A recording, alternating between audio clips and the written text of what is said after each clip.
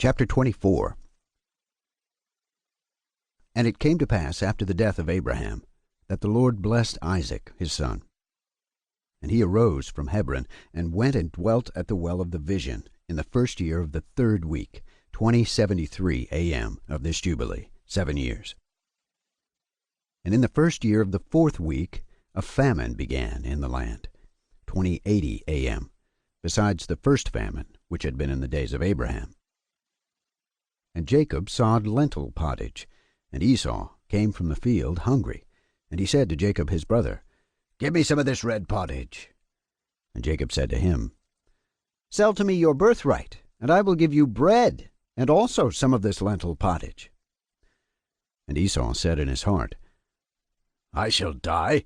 Of what profit to me is this birthright?" And he said to Jacob, "I give it to you." And Jacob said, "Swear to me this day." And he swore to him. And Jacob gave his brother Esau bread and pottage, and he ate till he was satisfied. And Esau despised his birthright. For this reason was Esau's name called Edom, on account of the red pottage which Jacob gave him for his birthright. And Jacob became the elder, and Esau was brought down from his dignity. And the famine was over the land, and Isaac departed to go down into Egypt in the 2nd year of this week, and went to the king of the Philistines to Gerar, to Abimelech. And the Lord appeared to him and said to him, "Go not down into Egypt. Dwell in the land that I shall tell you of, and sojourn in this land, and I will be with you and bless you.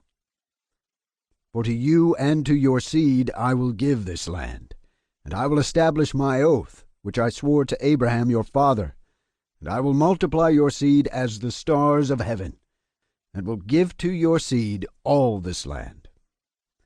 And in your seed shall all the nations of the earth be blessed, because your father obeyed my voice, and kept my charge, and my commandments, and my laws, and my ordinances, and my covenant.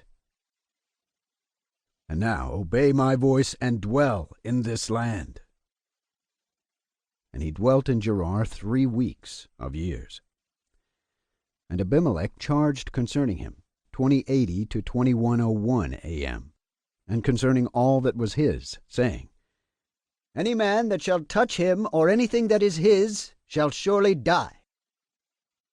And Isaac waxed strong among the Philistines, and he got many possessions, oxen and sheep and camels and asses, and a great household.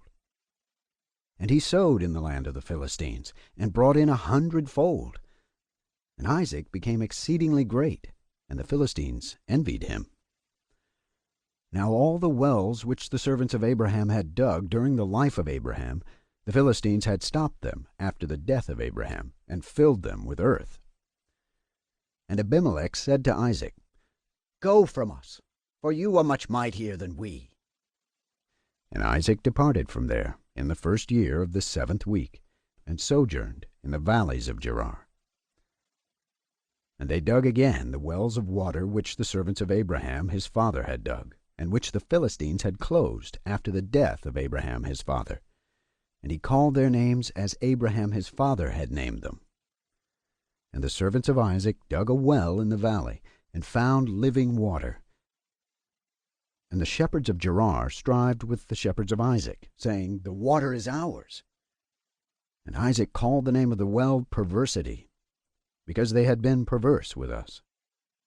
And they dug a 2nd well, and they strived for that also, and he called its name Enmity. And he arose from there, and they dug another well, and for that they did not strive. And he called the name of it Room. And Isaac said, "Now the Lord has made room for us, and we have increased the land." And he went up from there to the well of the oath in the 1st year of the 1st week, in the 44th Jubilee, 2108 a.m. And the Lord appeared to him that night on the new moon of the 1st month, and said to him, "I am the God of Abraham your father. Fear not, for I am with you, and shall bless you, and surely multiply your seed as the sand of the earth, for the sake of Abraham, my servant." And he built an altar there, which Abraham his father had first built, and he called upon the name of the Lord, and he offered sacrifice to the God of Abraham his father. And they dug a well, and they found living water. And the servants of Isaac dug another well, and did not find water. And they went and told Isaac that they had not found water. And Isaac said, I have sworn this day to the Philistines, and this thing has been announced to us. And he called the name of that place the Well of the Oath, for there he had sworn to Abimelech and Ahuzzath, and Phicol the prefect, his host. And Isaac knew that day that under constraint he had sworn to them to make peace with them. And Isaac on that day cursed the Philistines, and said, Cursed be the Philistines to the day of wrath and indignation from the midst of all nations. May God make them a derision and a curse and an object of wrath and indignation in the hands of the sinners, the Gentiles, and in the hands of the Kittim. Whoever escapes the sword of the enemy and the Kittim, may the righteous nation root out in judgment from under heaven. For they shall be the enemies and foes of my children throughout their generations upon the earth. And no remnant shall be left to them, nor one that shall be saved on the day of the wrath of judgment. For destruction and rooting out and expulsion from the earth is the whole seed of the Philistines reserved.